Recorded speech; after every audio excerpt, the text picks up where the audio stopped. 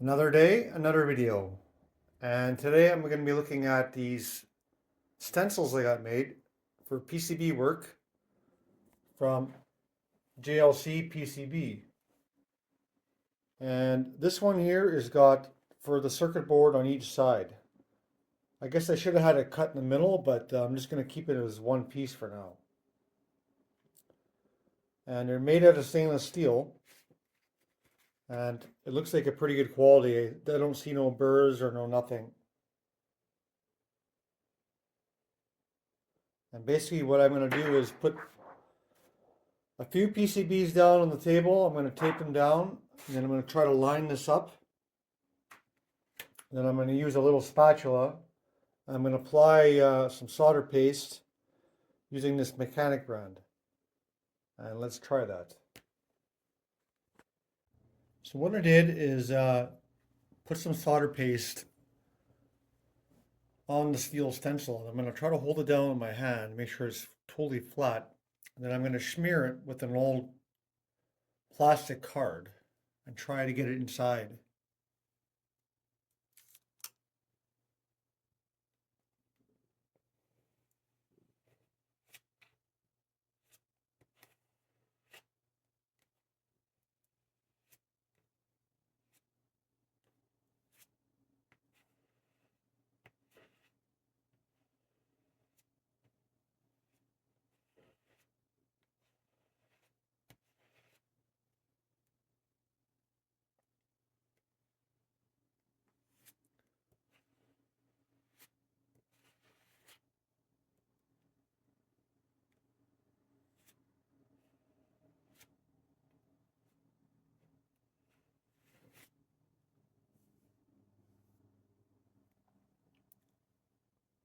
I'm just going to repeat the process for the very bottom, and then I'll try to slowly remove the stencil.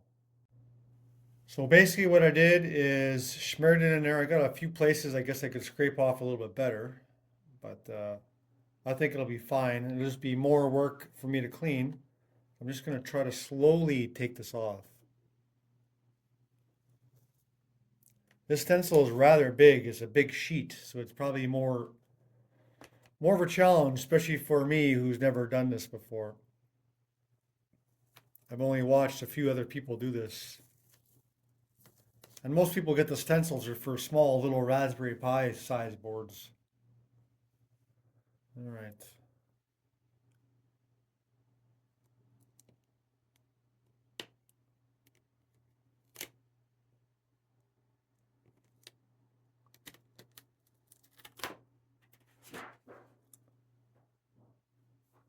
So it's all off. And I'll put this to the side for now because what you want to do is always keep these things very clean. And put it somewhere where it's not going to get all smudged and solder paste everywhere in your hands and stuff. So let's just take a look at the board. Actually, it looks like it did a very good job. I'll try to do a bit of a zoom here.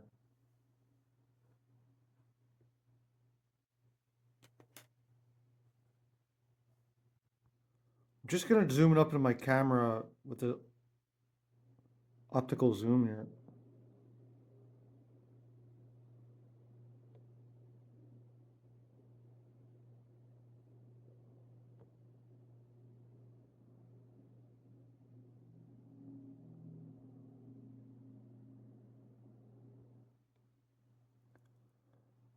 So what you want to do is make sure every little area you got, but if not, you could always do them by hand with a syringe. But what I'm going to do is basically not show what I did, but on the previous one, I'm just going to follow with my laptop. And I have these little containers full of the capacitors, resistors. And I'm just going to follow the map because it does take time. I'm going to place one at a time on these boards. It is a bit time consuming, but once that's all populated, I'm going to probably use the hot plate to reflow these. And that part I'll show. Here you can see in the microscope, I'm just putting down the capacitors. And I'm just using tweezers and doing each one individually. and I'm kind of following the guide for the BOM and taking my time with tweezers.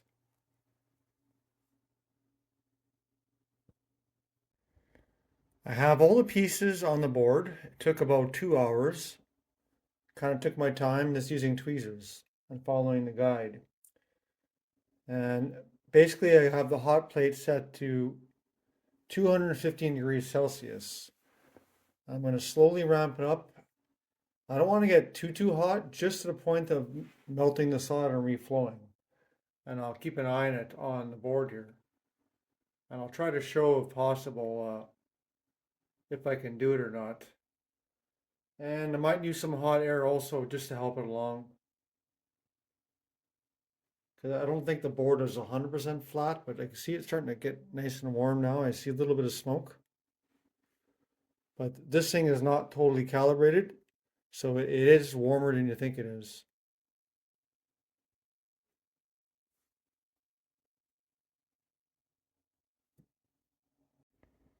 I'm just starting to see the solder melt. And it's hard to see because I don't want to move the board too much. Just at the liquid state right now. And I'm just gonna make sure they're all melted, and I'm gonna turn the power off. We can inspect the board underneath the microscope once it's cooled. So the board is kind of cooled off, and just gonna check every little component. Doing with the stencil does a very good job. It actually looks like it's been done from a factory. Looks kind of professional. And honestly, there's not much for like flux to clean off, right? It does it pretty clean. So that was my first time doing these, and it turned out very well. Just gotta double check because some of that solder flux goes on so thin, I'm not used to it. But that'll be just some information for you guys to take a look at. And possibly I'll be doing this side with the other stencil. And this side should be a little bit easier to do because there's not as many chips. But thanks for watching.